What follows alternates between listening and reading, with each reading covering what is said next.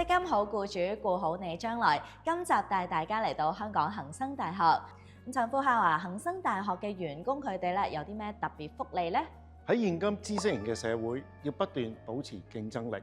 作為大學，我哋會為員工提供進修補貼，咁樣自我增值就冇壓力啦。咁員工嘅自我發展同埋職涯規劃都有好大嘅幫助喎。呢個正正其實就係貫徹我哋恒生大學嘅博雅加專業教育理念。真正嘅教育唔只係要教曉學生專業技能，仲要令佢哋明白事理，將學到嘅運用喺人生每一個階段，由預備就業到退休規劃都包括在內。講到退休規劃，恒生大學到底點樣將君子五德仁義禮智信應用喺員工退休保障嘅方面呢？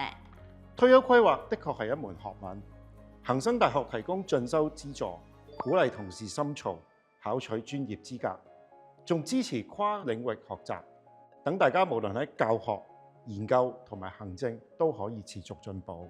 呢啲措施正正就係體現今日保障、明日共生嘅永續理念。提升理財同埋專業知識，呢一個就係君子五德當中嘅智。冇錯，大學準時為員工供強積金，同埋將基金表現報告透明化，就係信嘅表現。為符合條件嘅65歲以上員工作自願性供款，就係仁嘅表現。